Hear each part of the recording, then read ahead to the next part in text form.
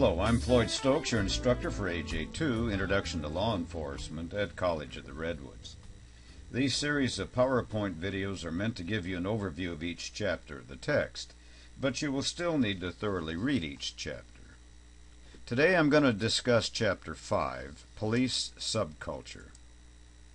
This chapter has 3 learning objectives. 1. Describe the elements of culture. 2. Explain the sources of police subculture. And 3. Summarize the components of police subculture. So let's start by looking at the elements of culture. Culture refers to a shared set of values, norms, and behaviors that form a particular way of life. Values are standards of goodness, or those things that are perceived to be important. Norms refer to rules and expectations about which forms of behavior are acceptable and which are not. Any discussion of culture should also consider social institutions such as schools, families, and churches. Social institutions communicate values and norms throughout society and over time contribute to cultural stability. In the policing context, significant research has shown that the nature of police organizations, like other social institutions, shapes police behavior. The term subculture refers to cultural patterns that distinguish some segments of society from the rest of that population. Consequently, individuals who share values and norms that differ from those of a larger culture can be said to be members of a subculture. The term police subculture, also referred to as police culture, has been used to describe the shared values and norms and the established patterns of behavior that are found among police officers. Some of the values that characterize police subculture, like patriotism and dedication to creating a better society, are positive values that many Americans share. Others, like suspicion and cynicism, are not always prized by others, but may be necessary for effective and safe police work. We will deal with police corruption and deviance in Chapter 12, but for this chapter we will stick with the broader nature of police subculture in general. Cultures are characterized by themes or shared commonalities. Our definition of culture highlights the role of shared values and norms.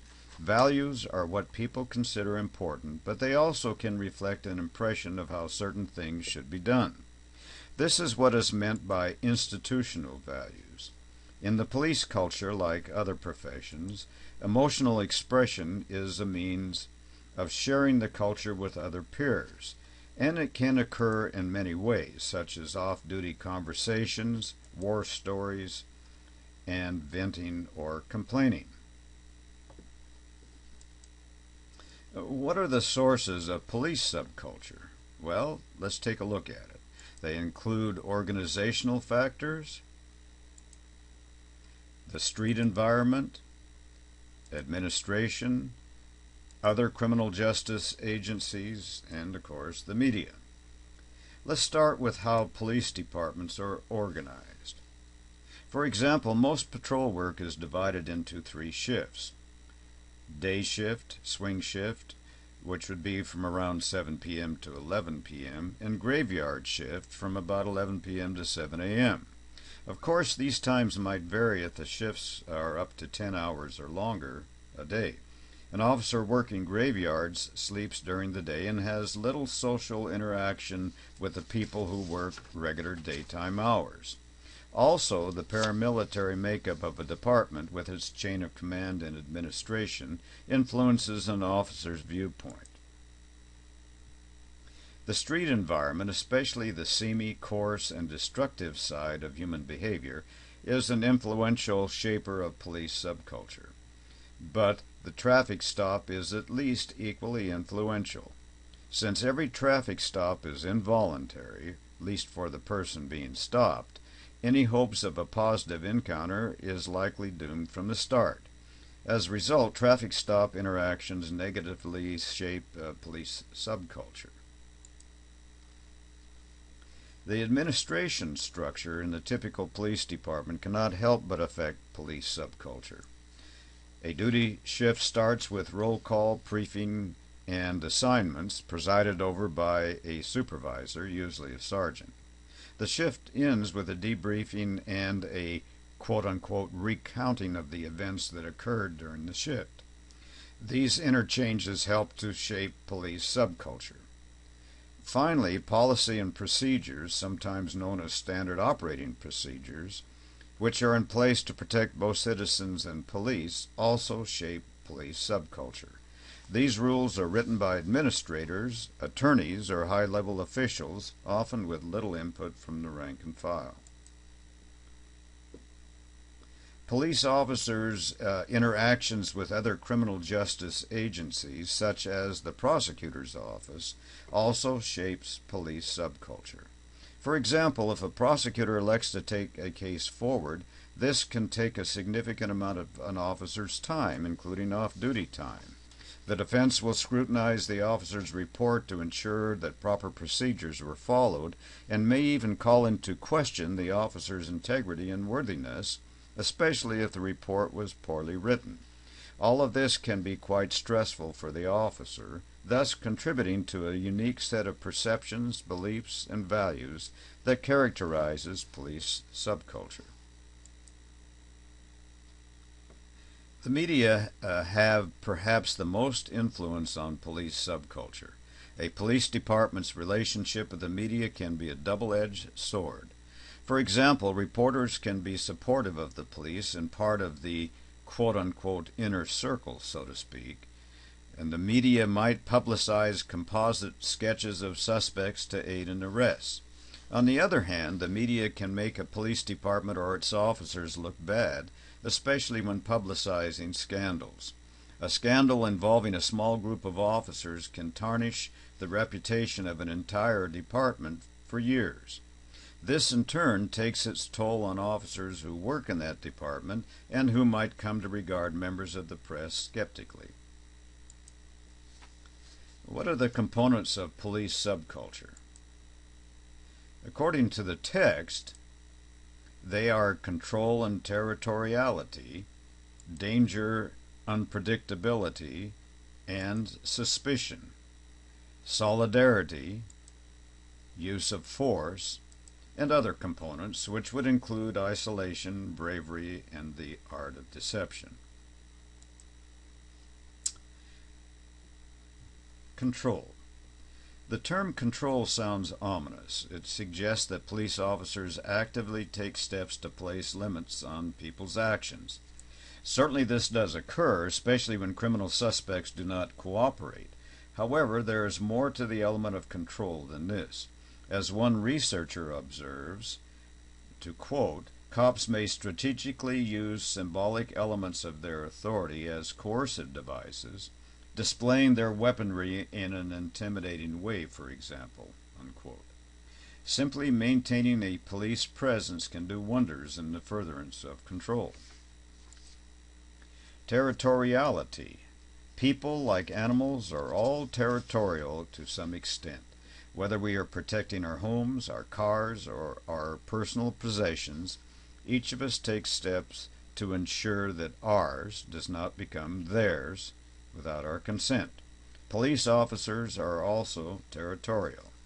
But instead of using the term territoriality, John Crank, one researcher who has done considerable research into police culture, calls this aspect of police work dominion, as the term captures the divine responsibility over secular human activity that characterizes the special relationship cops have with a piece of earthly terrain, quote unquote. That's a mouthful. The very possibility of having to use or face force and the emotions that accompany this is a powerful contributor to police subculture. War metaphor we use to refer to crime fighting, for example, war on crime or war on drugs. View police as protectors of society and view criminals as immoral enemies. In other words, less than human. It's an interesting paradox. Guns shape police subculture perhaps more than any other factor, but police officers rarely fire their weapons except at the firing range. Danger. Former NYPD officer Paul Raganesi's book, titled The Soul of a Cop, captures better than most the dangerous nature of police work. Here's a chilling segment from that book. Quote, I reached for the doorway, peeked in, and the apartment was pitch black. Fear surged through me when a shot rang out in the apartment. Then I saw a flash as another shot was fired.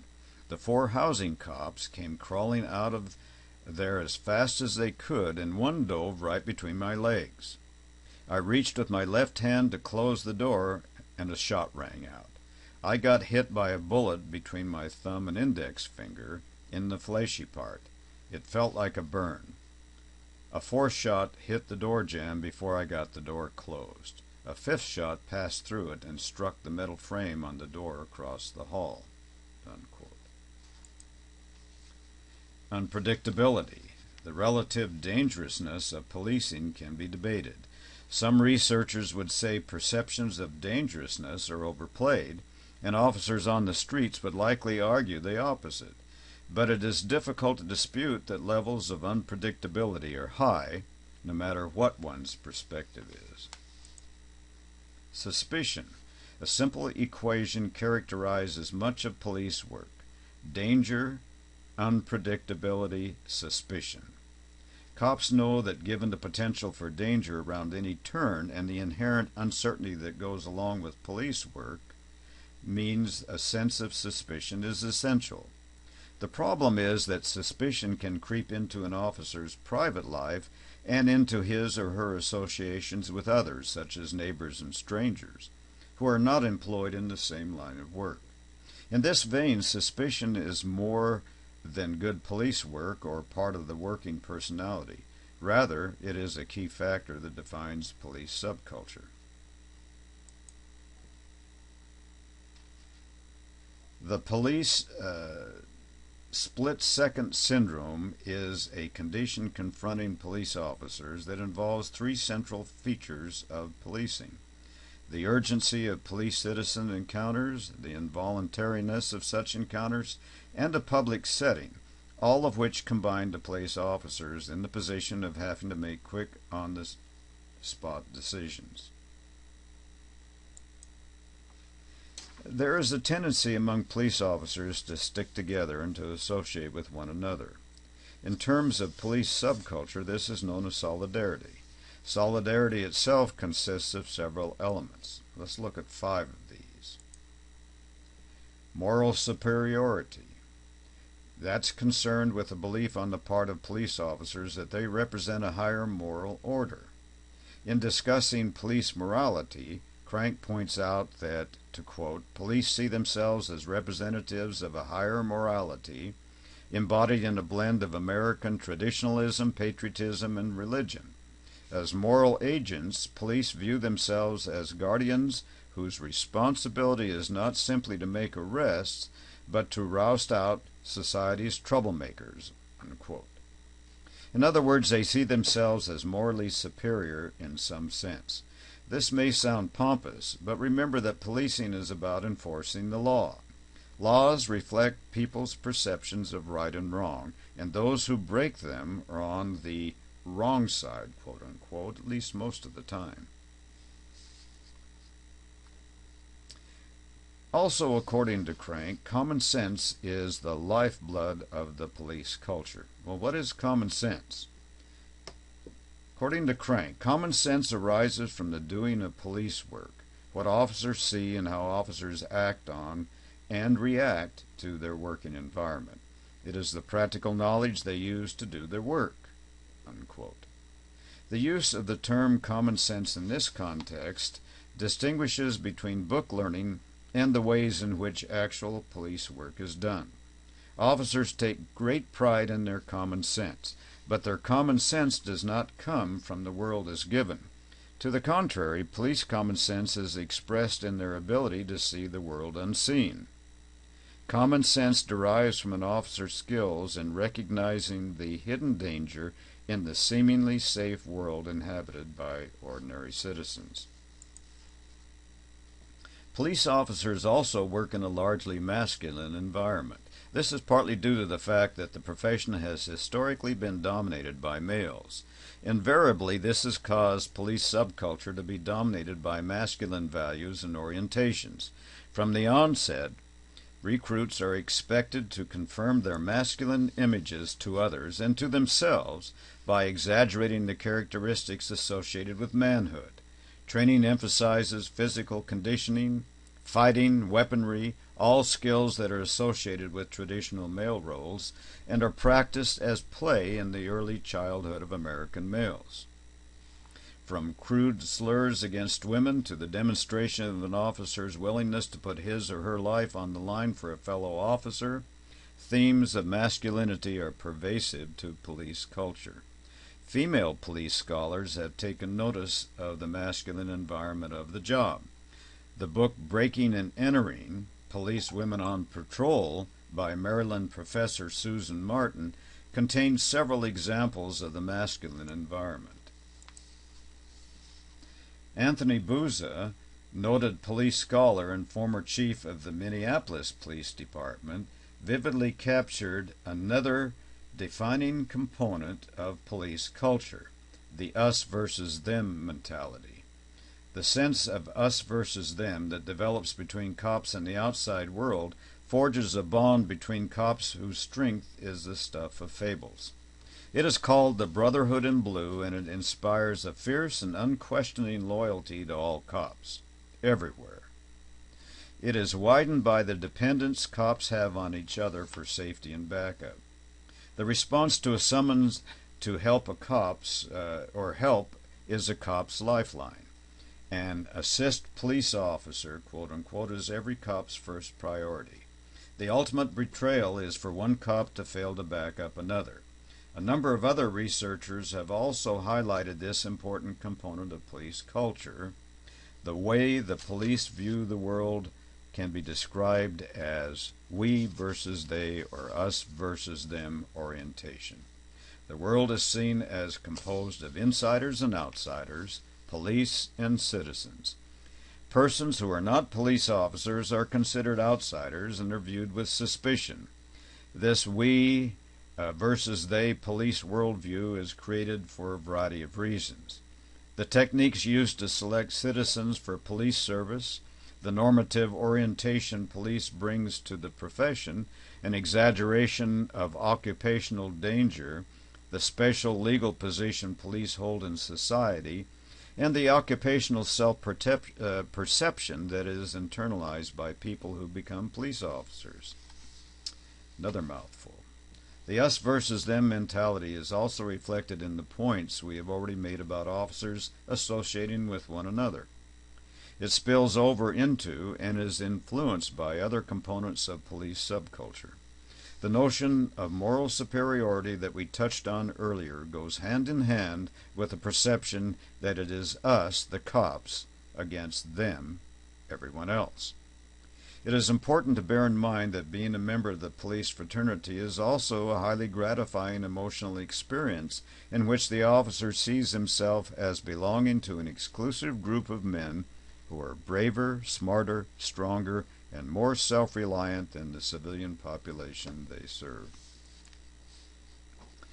Researchers have found that secrecy goes hand in hand with solidarity, but one doesn't need to be a researcher to get a feel for how secrecy is important in police work.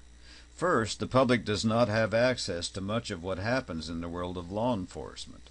Information tends to be given out on a need-to-know basis. Secrecy also insulates officers from intensive scrutiny from supervisors and the community.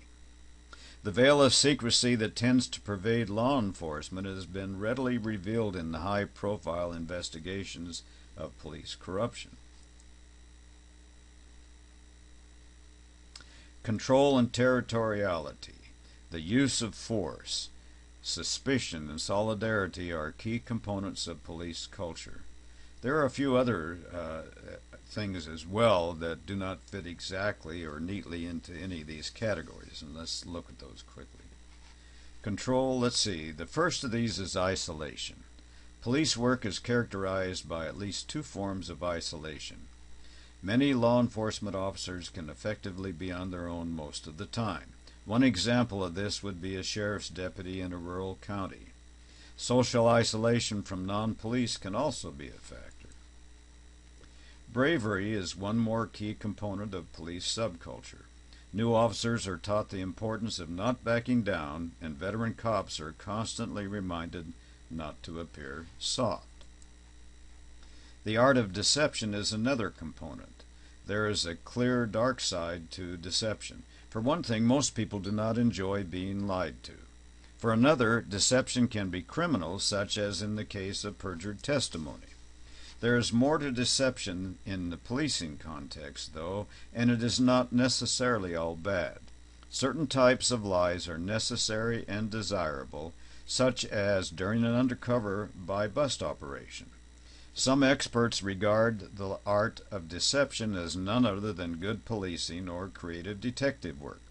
In fact, lying to a suspect during an interrogation has a name. It's referred to as a ruse, quote unquote, and its use has been accepted by the courts. Three types of lies are listed on page 85 of the text. Accepted lies, that's those that are necessary. Tolerated lies, or those that are used to defend questionable discretionary decisions. And deviant lies, which are those that expressly violate the rules and legal requirements.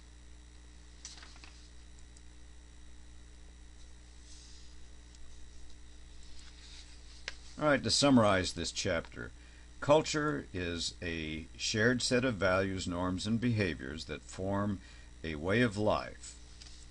Sources of police subculture include organizational factors, the street environment, administration, other criminal justice agencies like prosecutors, and the media. Finally, components of police subculture include control and territoriality, use of force, danger, unpredictability and suspicion, solidarity, and others. So be sure to thoroughly read this chapter in the text. Now, before I close, take a look at page 86 that talks about the case of Sergeant Eileen Berry of New York Police Department and her experience with the blue wall of silence. Well, that's it for now. We'll see you in class.